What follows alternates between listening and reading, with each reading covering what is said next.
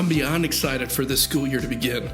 For those of you who had to juggle work and children stuck at home for over the last couple of weeks, I know you're especially excited for the school year to begin. And I want to say a personal word of thanks for your patience while we were able to get our staff ready for this new school year. The mission of Covenant Christian School is to graduate students who are prepared to understand their world, to communicate with their world, and to influence their world for Christ through servant leadership. No matter what's going on in our world, this mission at Covenant Christian School will never, ever change. We've been praying for your students this summer, that God would prepare their hearts for how this school year will impact their life. As a Christian school, we aim for the heart so that we can see growth in the mind. We are so thankful that you have entrusted us to educate your children. We hope that you are equally as blessed as we pray that your students are. Because we're forgoing our traditional orientation this year, I wanted to make sure that we clearly communicated some of the items that we would have covered in our general assemblies. I just want to cover a handful of things that might make your transitioning back into the school year routines a little bit more manageable. So if you're not a fan of email, I get it. Let me encourage you to check your email right after this video message from me. Our school staff, even I and your child's teacher have sent you messages over the last several days at least. And we have a number of changes that for this year that will impact how we do school together.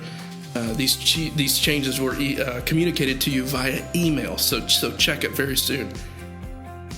So Thursday afternoon, you received an email from me concerning an update to our COVID protocols for this year.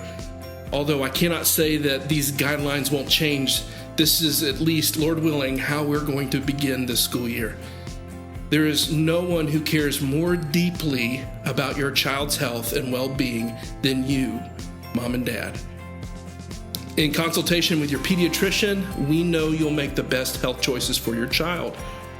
As a school, we ask that you follow your doctor's directives and your own conscience in all health-related issues, and especially in how you deal with COVID in your home. How we're navigating the ever-changing world of preventing and dealing with COVID is outlined in my email from Thursday, August the 19th. So please review that document and make sure that your child and you are ready for that first day of school. And speaking of COVID protocols, last year we were unable to allow parents of our younger students to walk their child into class. But this year we're going to make it possible. So if you want to, for our younger students, and you want to take your kid all the way down the hallway and into the class, you're more than welcome to do that. We just ask that you be mindful of how many people are in the class. And at 8 o'clock, you got to get out. You got to get out. We got to get to school. Next, I want to address two really important changes that we hope make life a little easier for you this year. As a parent of 3 children at Covenant, I know aftercare forms and I know lunch forms are often overlooked. There are many, many Friday mornings that I'm digging through my kids' book bags looking for lunch forms and aftercare forms so that I can fill them out. And here's hoping that I can find a check. Who carries checks anymore? So we want to make that process a little easier for you. And so now you can jump on our website and order and pay for lunch, along with signing your child up for aftercare right there on the site.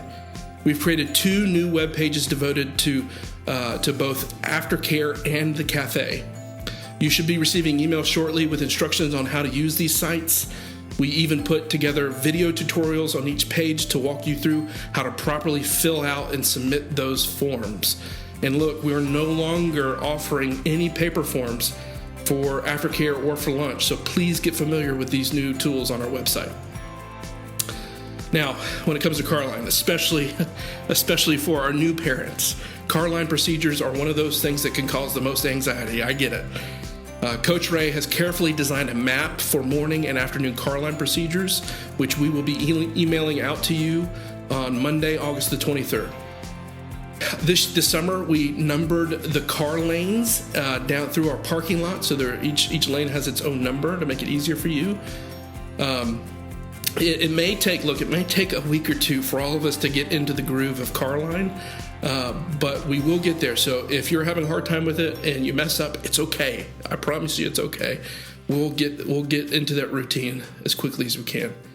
Now, during your drop-in orientation time, your teacher will give you your Carline card tags that will allow you to pick up your student in the afternoon.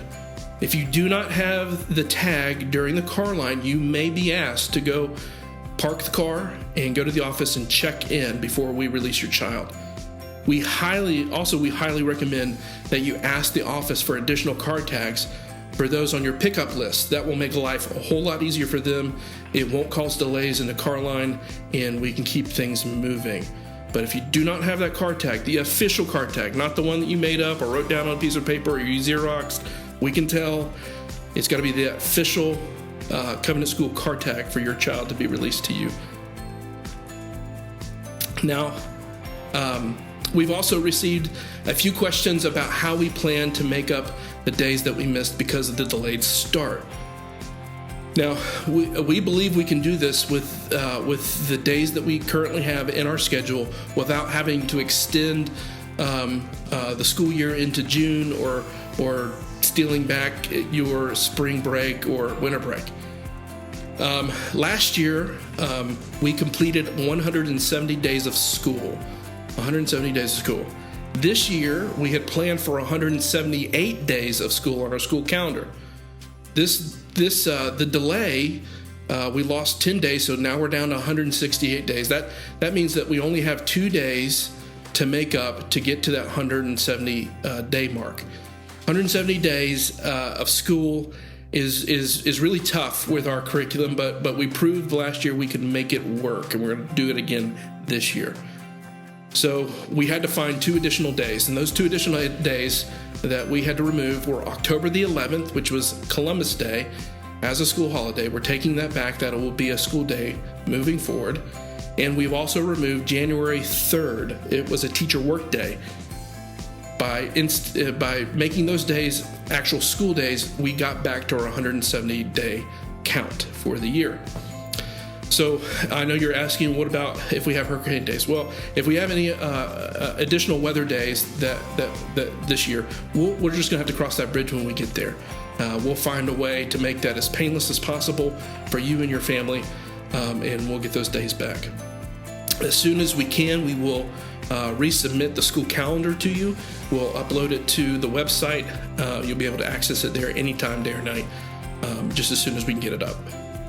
Finally, I want to ask you to make yourself familiar with our uniform policy. We made some changes this year that might impact your child. You can find our current uniform policy on the school's website. If you navigate over to the Parent Central tab of the site and choose CCS Resources, you'll find a section on that page that deals with uniform information. So get familiar with it. Well, I look forward to seeing every one of you on Wednesday, August the 25th. I'm praying for you and your family as you prepare for this year. We're believing God for a safe, healthy, and productive year.